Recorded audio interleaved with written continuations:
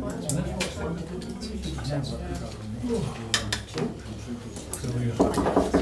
evening everyone, thank you for coming along to tonight's meeting of the Planning Applications Committee.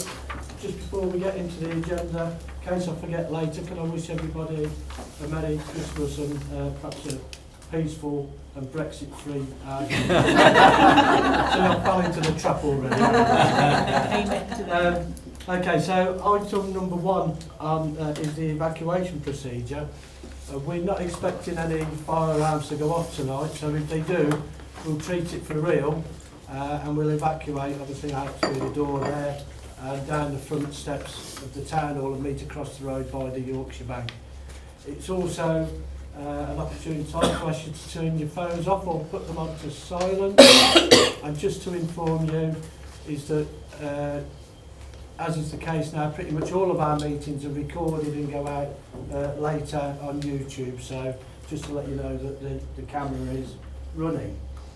Item number 2 is to receive apologies. I've had apologies from Councillor Pomfrey. I think everybody else is here.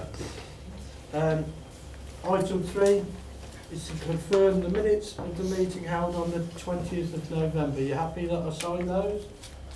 Yeah? Yes, Chair. Thank you.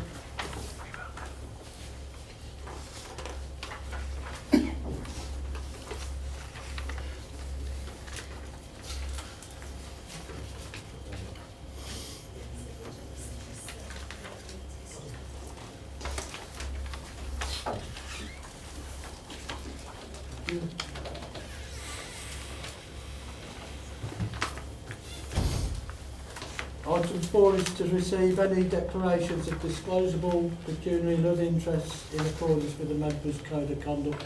You can either do it now or if they become apparent when we're on an item, let us know then. Councillor Llewellyn-Nash. I'm a school governor for Nuneaton School in Bedworth. Okay, thank you. Most of the interests are already printed on the agenda, so it's only if something becomes away. Item number 5 is any declarations of contact you may have had with members of the public. No? Lovely. Which takes us on to item number 6 then, applications where the public can indicate a desire to speak. We haven't got any speakers, have we? No. Oh right, okay then. So I'll just take things as in item number 7 then. Just to inform members as well, item number 3 has been withdrawn by the applicant. Mm-hmm. Yep. Yep. So we've only got the 2 items tonight. So I'll just take them as they are. Item number 1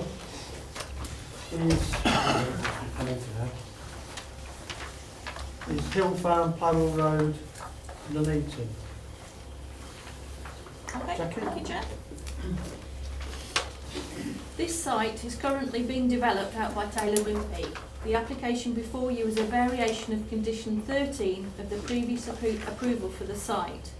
This previous condition was at the request of Highways and required roadworks on Plough Hill Road prior to the occupation of any of the dwellings on the site due to highway safety issues of the anticipated increased traffic on Plough Hill Road. In October this year, complaints were received that some of the dwellings had already been occupied without the required works being carried out. In order to regularise the situation, the developer submitted this application to try to vary the condition to allow for up to 53 dwellings to be occupied prior to the completion of the highway roadworks. Highways were consulted on this application and raised an objection, and the application was placed on the agenda with a recommendation of refusal. However, since then, the developer has engaged a highways consultant to assess the road capacity at the junction and submitted their findings to Highways for review. Highways have subsequently confirmed that they still object to the application as submitted for the 53 houses, but would not object to an application for a reduced number of 35 dwellings to be occupied. In addition, the works required to the road commenced last week and is scheduled for completion before the new year. As of the 22nd of November, 11 properties were occupied.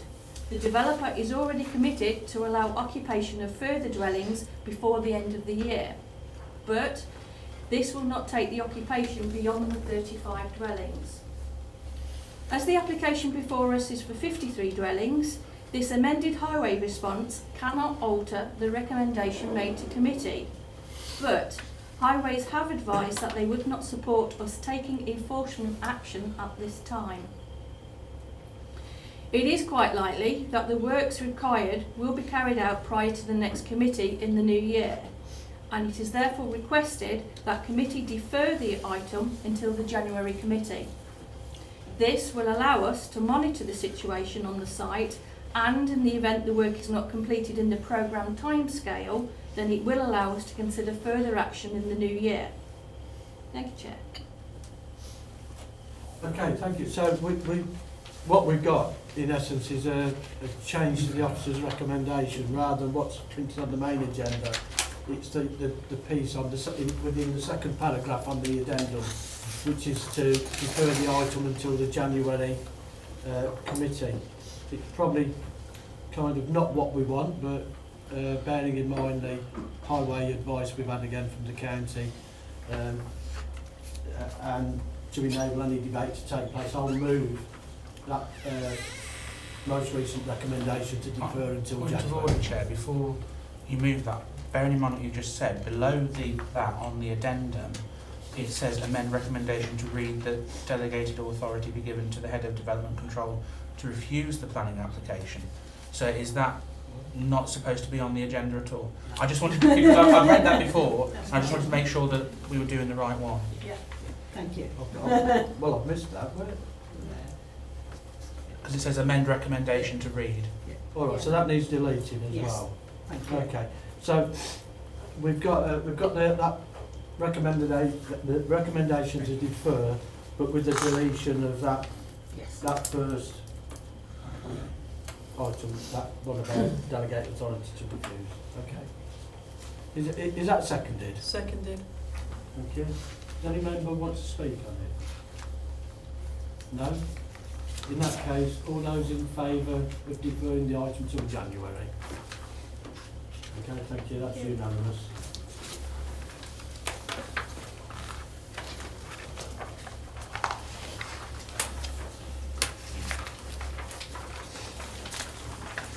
Which then takes us on to item number 2.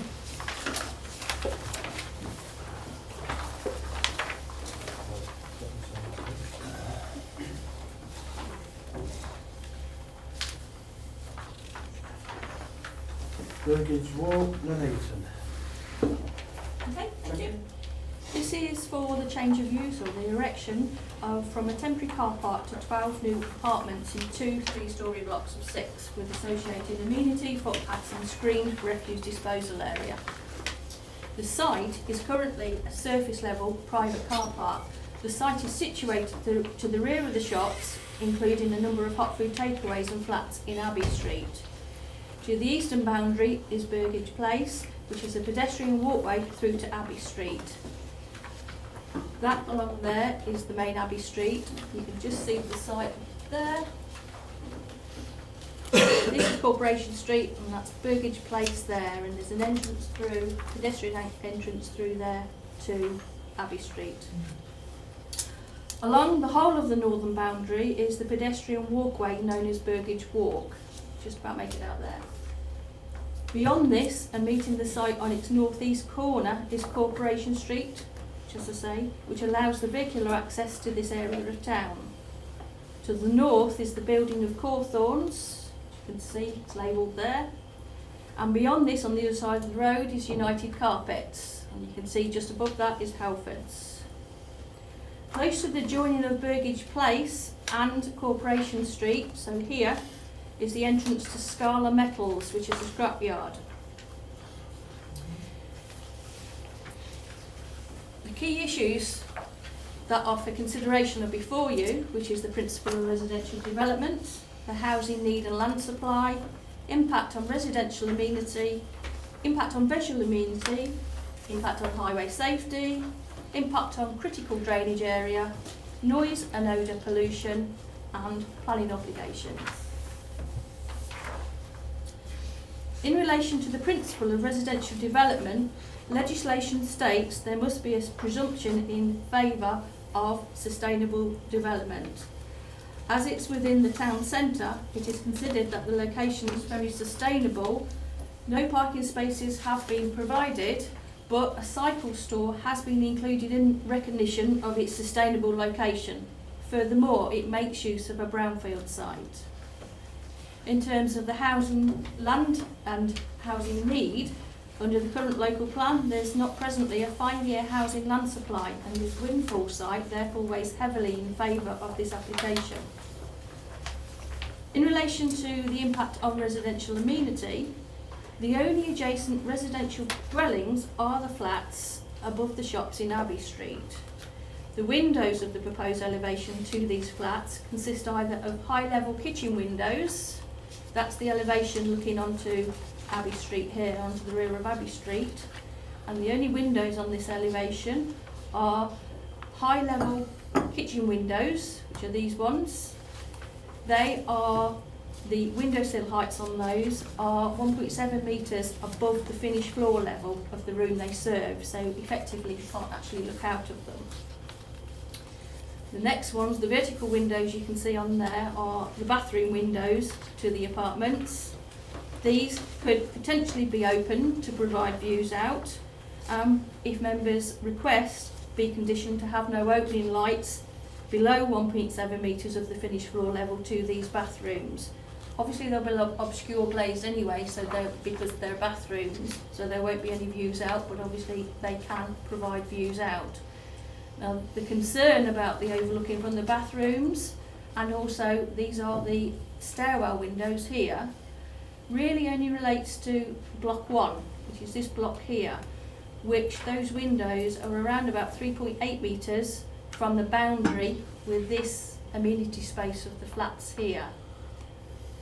On the second block, there's more than 7 metres to the boundary, so we would normally say that's acceptable under the residential design guide.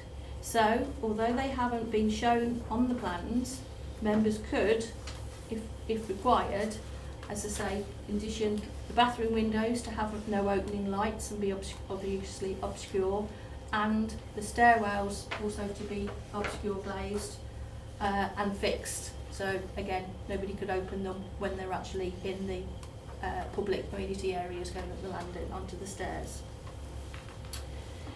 Now the closest distance to a ground floor existing window that we need to consider, I'll show you on this one, it's better.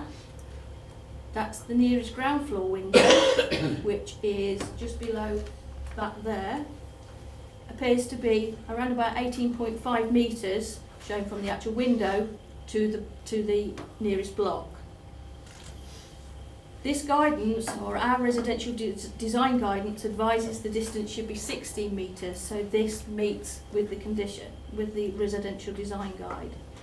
The nearest existing first floor window is that one there, which is that one there, you can see a blue blind, is 13.5 metres away from this block here.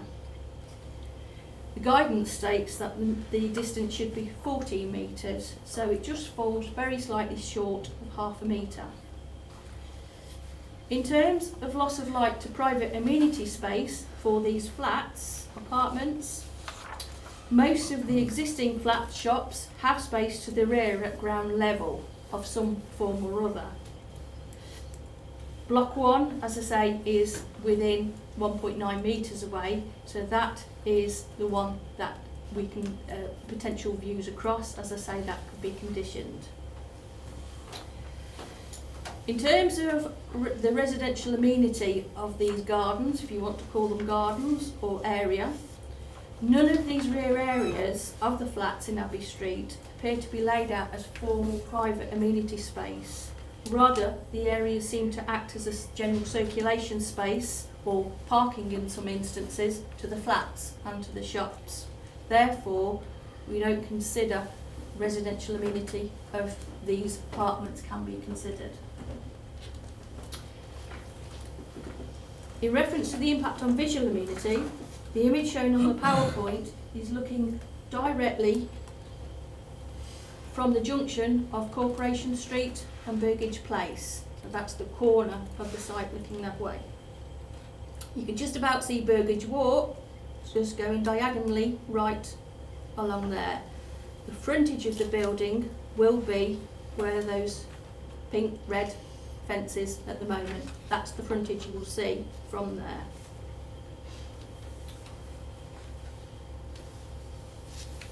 You'll see from the design from Corporation Street, because there'll be views of the block from Corporation Street as well, that it has balanced fenestration and the main access door to some of the apartments. The proposal is of a mansard roof finished in slate. This is the mansard roof that I'm referring to, similar to a lot of French properties that you see where there's rooms in the roof. The mansard is a functional way of keeping the roof line to a minimum, as well as defining the top floor windows.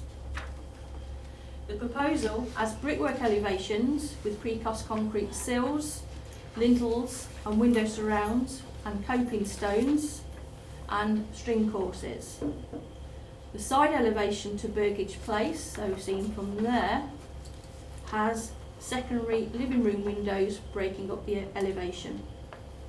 It's considered that with the brickwork will match the two adjacent buildings, and the elevation will provide a strong design feature within the area. The proposal will mean the loss of private parking. However, it's considered that there is adequate public car parks within the town. There are parking restrictions on the roads, as you can see, within the area, which will discourage highway parking, illegal highway parking. Highways originally objected due to the layout of the bin store, which is due to be here, which is the area to be accessed from refuse vehicles, and a stage 1 road safety audit was carried out, which with amended plans meant that highways withdrew their objection subject to conditions.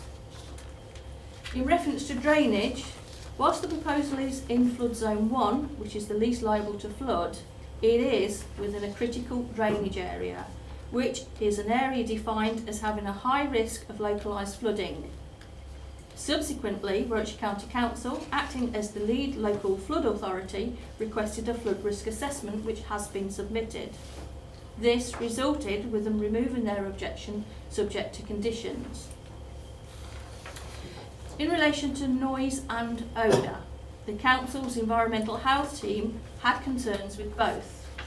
Concerns with odour was due to the proximity of various extraction units from a number of takeaways along the back of Abbey Street, and concerns about the noise due to the traffic and adjacent commercial activities, including the nearby scrapyard.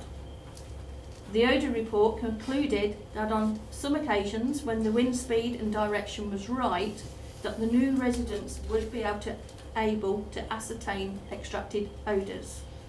Notwithstanding this, the layout design has meant that the living spaces and bedrooms are on the opposite side of the building, so they face onto here as opposed to the windows facing on directly onto where the extraction units are. The noise report concluded that noise levels could be made acceptable via conditions requiring upgraded glazing and a mechanical ventilation system as per the requirements for the odour as well. Environmental health officers advised that whilst not ideal, that mitigation provided via condition for the mechanical ventilated system would mitigate both noise and odours for the new proposed residents. Notwithstanding this, both noise and odour can be dealt with via a statutory nuisance through separate legislation if required in the future. Both the George Eliot Hospital and the Nuneaton and Bedworth Borough Council sports team have requested 106 contributions. The hospital has requested a contribution of nearly £7,000, and the council sports team have requested the contributions of £20,000. Both of these requests are considered SIL compliant, and the applicant has agreed to pay these. In conclusion, it is considered that the principle of the development is acceptable and is to both national and local guidance. The impact to both existing and proposed residents and to the environment is or can be made acceptable via the printed conditions and by the signing of a legal agreement in terms of the 106 requests. Thank you, Chair. Thanks, Jacqueline. Okay, so to enable debate to take place, can I move the recommendation, which is to grant planning permission subject to a legal agreement and the conditions printed? Is that seconded?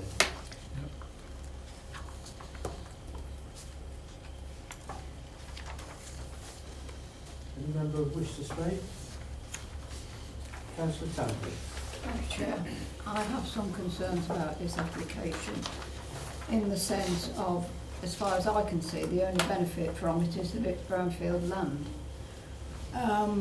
I am concerned that we're talking about putting in 12 apartments. It has been said that there are no parking facilities, albeit, yes, there are council car parks within easy reach and other areas, but it is a very, very narrow, as the report states, single carriageway road, and that Burgage Walk is of insufficient width to allow vehicle movement in the vicinity of the site. That says to me that there could be all sorts of traffic problems. I'm well aware of what the Highways Department are saying. One thing that does come to mind was when there was a planning application for the old council offices at Bedworth to be used for the homeless. There was a big argument then about the fact that there was no planning because there were no parking facilities, despite that being a town centre site as well. But it seems now that this is okay not to have any parking attached to these flats. And the other point that I wanted to raise was they talked about noise and smell, and if it happens they can be dealt with separately. Why can't they be if there's going to be noise and smell, why have an application that may have problems with noise and smell, where lots of funding is probably going to be had by council officers time to try and alleviate it? I'm not at all happy with this application, Chair. I think there are several reasons why we shouldn't allow it, largely because of the fact of the parking issues and the size of the road. And I would move a recommendation that we an amendment that we refuse the application, Chair. Well, it would be an amendment. We'd be voting against the recommendation. Councillor Shepherd. Thank you, Chair. I've got a few questions. Obviously, I know it's quite well being in the Abbey Ward. In terms of the 5-year housing supply, I believe the Cabinet made a decision in September in regard to agreeing that it was an updated 5-year land supply. So I am surprised, and I disagree with officers in regard to housing delivery. And I don't agree waves in favour. I mean, it's not this committee's fault that once they have the planning permission that the developers don't build. In terms of under residential amenity, the distant range hasn't been met in terms of the 7 metres. You've said it could be around 2 to 3 metres. Now I'm unsure if it's 2 or 3 or if it's 2.5 metres. And I think just making an assumption just because the garden area is unkept, that it's unused, I think is a bit unrealistic. The impact on highway safety, I've got real concern that there's no parking on site. I'm sure the visitors and the occupiers of those properties will have cars because I'm sure they won't all work in the borough and will need to get to work or to take children to school, etc. So I've got real concerns over no parking on site. You've mentioned about the noise and it can be mitigated. I'm unaware of the 3D noise model, and I don't know whether that's something, Chair, maybe we could look at as an item to look at, to say. But in terms of the amount of industry around there in terms of the carpet warehouse, there's loads of warehousing around there. I do worry about the quality of life of the residents that are going to be moving into these flats. You know, there's noise, they can't have cars if they live there because actually they're going to have to park maybe in the co-op car park or somewhere else and walk to the building. I worry about if they're going to get food deliveries, where they're going to park to deliver the food into the flats. I do think it's over-intensive. And I think it's backland development. I don't think it's the best design I've ever seen. And if members are considering approval, I'd ask for a site visit and also the conditions around glazing and ventilation to be added. And I do wonder whether we should be adding another condition in terms of parking spaces, that maybe the occupiers of these flats shouldn't have a car because they're able to park. I'm happy to second Councillor Tandy's refusal. Well, we're not there yet. What Councillor Tandy proposed was an amendment. You can't amend what we've got. We've got a recommendation of approval, so it's either approved or refused. If it's refused, then we go on to something else. Jackie, do you want to come back to some of them points before I move any further? Because there's quite a lot there. Yeah. In terms of the noise and odour you both mentioned, there's been reports carried out for both of them, and Environmental Health wouldn't have removed their objection if they didn't feel that it could largely be met on the site. You said about it being in the conditions. It is within the conditions in terms of requiring ventilation and glazing in terms of the insulation, acoustic capacity of the glazing. So they both are already addressed in the actual conditions. In terms of, Councillor Shepherd mentioned about the 3.5 metres to 7 metres distance within the Block 1. The 7 metre distance that we refer to in the residential design guide is purely from first and second floor windows, habitable windows, looking into private amenity space. You've already clarified about the amenity space there, but again, in terms of the windows, as I say, the bathroom, it's the kitchen windows you can't see views out of. The bathroom windows you could if you open them, so we could condition against that, and also the landing windows we could obscure glaze and fix those if members require. I've spoken to the applicant, to the agent, and they are happy with that condition if required by members. You're on about 3D modelling. That was in terms of the noise. Noise assessments were carried out on the site. I can't remember the dates now it was carried out. And the modelling was then taking those noise levels into consideration. And as I say, with the mechanical ventilation system, which should mean that windows won't be open. You won't need to open windows for ventilation, for natural ventilation. It will be done via mechanical ventilation. So these can be addressed within the building. I think that's probably all the ones other than the housing land supply. I'll leave that to you, Catherine. Yeah, the housing land supply situation is that we will have a 5-year housing land supply if when we adopt the plan. At the moment we don't, because that relies on some of the sites in the local plan coming forward, and as some of them are in the green belt, they're not actually taken out of the green belt until the plan's adopted.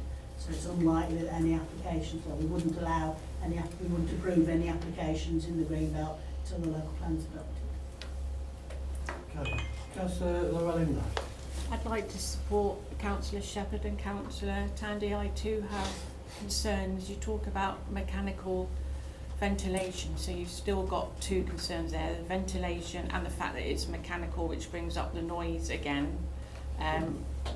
My daughter-in-law lives above a catering thing, and it's terrible on the smell. I have other concerns about if you go for fixed windows at the back, the bathroom and the kitchen, what do the fire safety people say about that? You know, there are concerns about I suppose the front elevations with, I presume, the lounge and something else, they would have open windows. Yes. And I see there's a main door. Yes. but obviously at the back, and particularly the people in the roof, you know, that there are sort of fire safety concerns for me there, and largely I just think it's something that they've designed to fit into this specific place, squashed this thing in between, you know, a car park. You're going to lose another car park, and also the fact that most people have cars these days, and to expect somebody who's buying an apartment to have to walk to another car park and leave their car there overnight. I don't know what distance the main car parks are, but there's a whole, you know, I think that's quite unreasonable, to be honest. Thank you. Yeah, Councillor Sargent. I have concerns, and also what's happened, sometimes when we put residential people into an area where there's quite a lot of shops and where the transport's coming out to deliver, what'll happen is they'll all move in, and then they'll start putting complaints into the council because they don't want the noise and don't want the deliveries going past their door at certain times, which then causes other problems to everybody else who's in the businesses, and the last thing we need is businesses moving out of the town rather than not coming in. So again, the same as everybody's already said, and just added that bit in really for me. Thank you, Chair.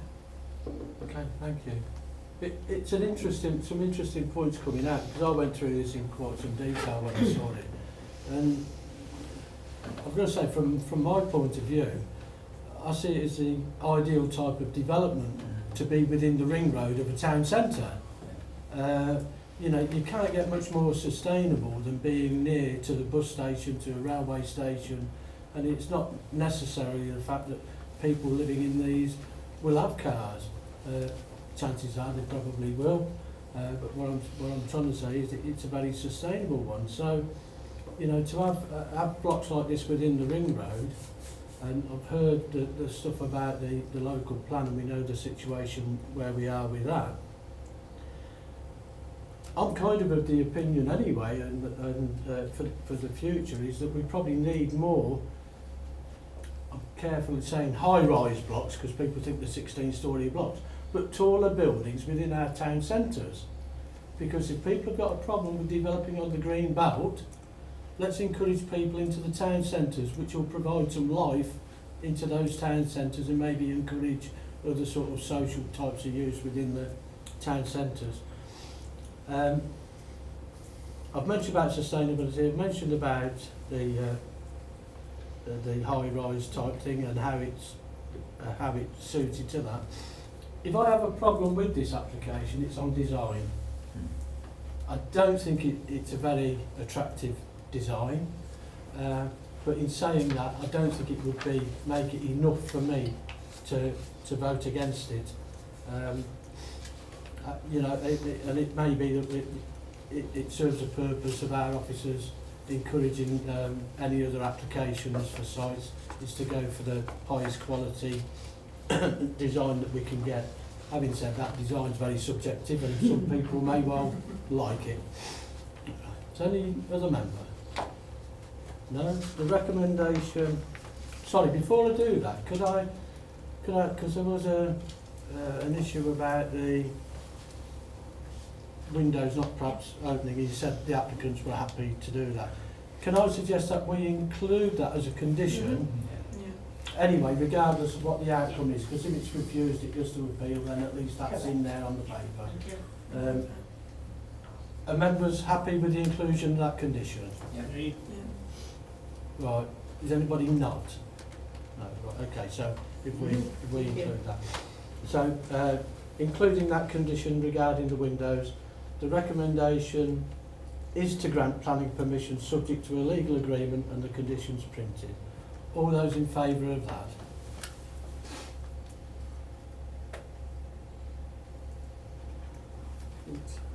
And against? Okay, so that's approved. As I say, item number 3 has been withdrawn. We don't have any urgent business, so can I thank you very much for your attendance and declare the meeting closed.